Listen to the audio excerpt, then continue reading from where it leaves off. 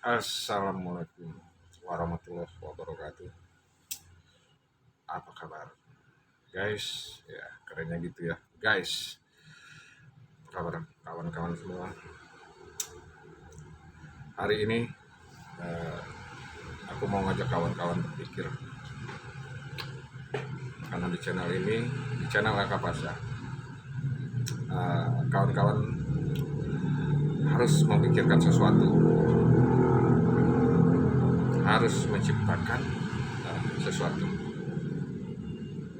Apa itu? Kalau saya mau menciptakan opini, tapi ini bukan konspirasi ya.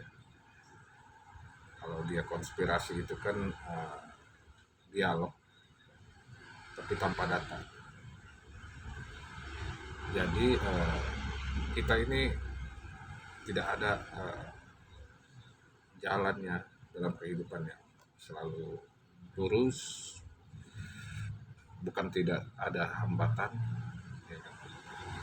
Karena kalau tidak ada hambatan kita tidak akan teruji ya kan? Selalu datar aja. Justru karena adanya rintangan, adanya hambatan itu, di situ tingkat kemampuan intelektual kita, dalam tanda kutip kita perang melawan kehidupan. Karena katanya dunia ini adalah semacam panggung sandiwara permainan ya kan? Tapi ketika bicara soal permainan, Anda sadar kawan-kawan semua bahwa ada di dunia ini the smile society istilahnya ya, begitu. The smile society itu masyarakat yang sangat kecil tapi dia mengontrol dunia. Anda mau seperti itu, kecil tapi mengontrol, itu luar biasa. Semua sektor dikuasai. Itu yang saya bilang tadi, ini adalah persoalan bagaimana putra-putra, putri-putri terbaik Nusantara ini bisa menghasilkan generasi-generasi tangguh untuk menghadapi kekuatan besar. Apalagi saat ini dua kekuatan besar, A dan C, sedang menunjukkan power. Terutama si C ya. Kalau dulu santai-santai saja, sekarang dia sudah mulai menunjukkan taring. Lantas posisi kita di manakah saja? Memainkan peran politik bebas aktif, kita memilih ke C atau ke si A. Pilihan yang sulit. Tapi artinya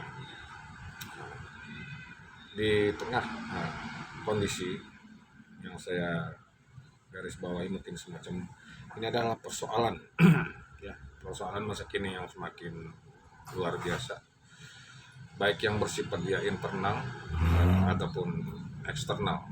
Jadi tantangan itu muncul dalam berbagai bentuk kegiatan masyarakat modern,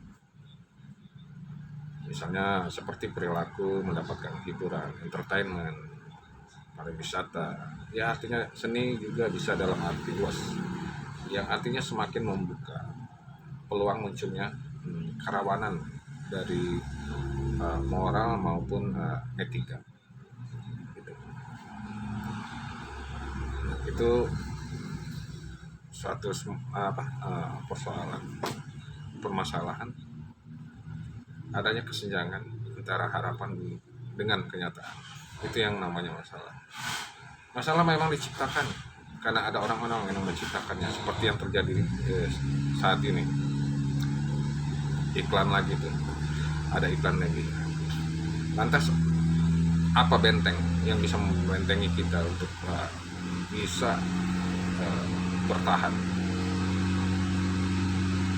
tidak terkontaminasi oleh segala macam pengaruh? Ya tentu kita harus meningkatkan kualitas diri kita ya. Salah satunya apa? Pembangunan mental spiritual. Ini yang kadang pembangunan spiritual ini tidak mendapatkan porsi yang seimbang dengan pembangunan fisik yang justru merupakan hakikat dari pembangunan itu sendiri. Makanya sebagai makhluk yang sempurna, kita sebagai manusia, ya kita dilengkapi dengan suatu tabiat yang berbentuk dua kekuatan.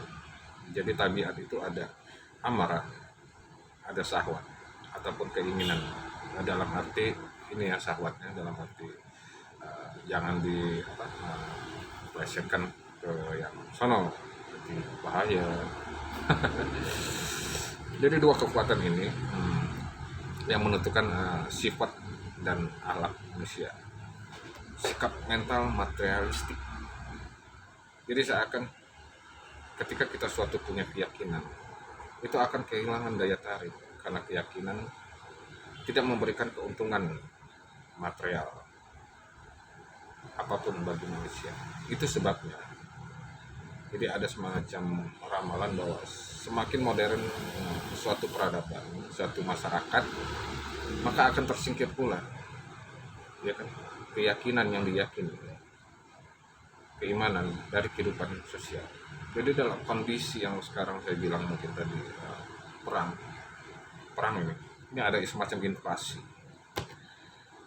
ya kan, ada semacam invasi. Kalau Anda semua sadar akan hal itu, kita sebenarnya sedang terinvasi secara ekonomi, keyakinan, dan segala macam sektor. Ya, kan? Invasi ini apa? Invasi ini mungkin berupa investasi.